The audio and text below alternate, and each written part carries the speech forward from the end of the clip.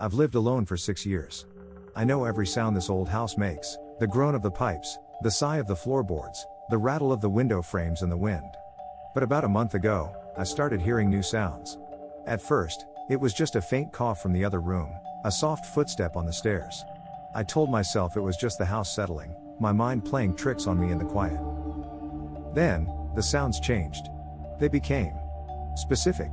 I would be in the kitchen and hear the distinct, worn squeak of my leather armchair in the living room, the one I'm sitting in now. I'd be reading in bed and hear the unique jingle of my own set of keys being placed on the hook downstairs, even though they were on my nightstand. The thing in my house wasn't just making random noises anymore.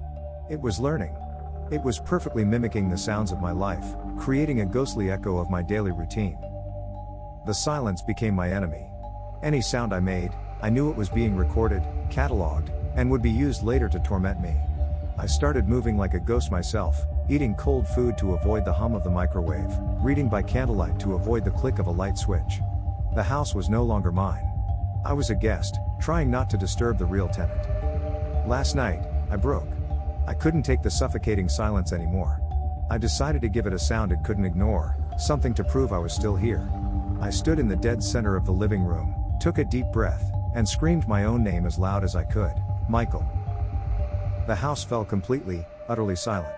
I waited, my heart hammering against my ribs, expecting something. Anything. A minute passed. Nothing. A wave of foolish relief washed over me. Maybe I had scared it away. Maybe it was all in my head. Then, from the upstairs bedroom, I heard it. A perfect, crystal clear echo of my own voice, screaming my name. Michael. I almost laughed, the relief was so strong.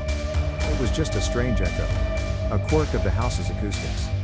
Then I heard another sound. A different voice, one I'd never heard before. A soft, feminine whisper, coming from the top of the stairs. And it said, with a tone of quiet disappointment, "No, that's not right. Try it again." This time, with more despair.